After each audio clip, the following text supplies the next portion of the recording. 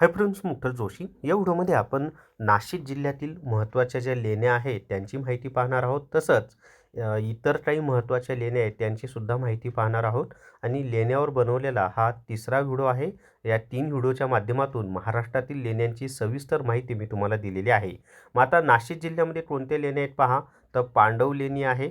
आता ही जी पांडव लेणी आहे ना, ही बौद्ध धर्माशी संबंधित आहे. या ठिकाणी प्राचीन बौद्ध वास्तुशिल्प आपल्याला पाहायला मिळतं, स्तूप पाहायला मिळतो, विहारसुद्धा पाहायला मिळतो. आणि ही जी पांडव लेणी आहे याच्या पायथ्याशी फाळके स्मारक आहे पहा. दादासाहेब फाळके आपल्या भारतीय चित्रपटसृष्टीचे जनक आहेत, तर त्यांचं स्मारक खूप सुंदर असं आहे, तेही आपल्याला पाहायला मिळतं. त्याच्यानंतरची नाशिक जिल्ह्यातील महत्त्वाची लेणी आहे अंतराई टंटाई लेणी. ॲक्च्युली हे 2 किल्लेच आहेत, अंतराई टंटाई.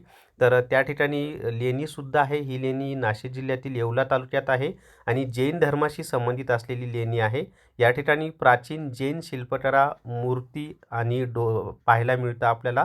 आणि अंतराई टंटाई डोंगरापासूनच पुढे म्हणजे आपल्या ज्या सातमाळा अजिंठा डोंगर रांगा आहेत ना, त्यापैकी अजिंठ्याच्या डोंगर रांगा या अंतराई टंटाई लेणी किंवा या किल्ल्यापासूनच पुढे चालू होतात. त्याच्यानंतरची आहे चांभार लेणी. ही नाशिकच्या जवळच आहे आणि ही जैन धर्माशी संबंधित आहे. या ठिकाणी सुंदर नक्षीकाम पाहायला मिळतं. ध्यान करण्यासाठी गुफा होत्या आणि अतिशय शांत असं वातावरण आहे. आता आपण ज्या इतर महत्त्वाच्या लेण्या आहेत त्यांची माहिती पाहूयात. त्याच्यामध्ये लातूर जिल्ह्यामध्ये खरोसा लेणी आहे. त्याच्यानंतर पाले लेणी ही रत्नागिरी जिल्ह्यामध्ये आहे. धाराशिवची लेणी म्हणजे उस्मानाबादचं नाव धाराशिव ठेवलं ते या लेणीवरूनच ठेवलेलं आहे. तर ही धाराशिवची लेणी धाराशिव जिल्ह्यामध्ये आहे आणि जैन आणि बौद्ध धर्माशी संबंधित लेण्या या ठिकाणी आहेत. त्याचबरोबर घटोत्कच लेणी जळगाव जिल्ह्यामध्ये आहे. घटोत्कच.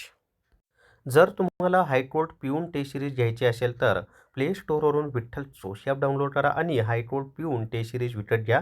तर या व्हिडिओमध्ये एवढीच माहिती. पेजला फॉलो करा, व्हिडिओला लाईक करा. थांबूयात. धन्यवाद.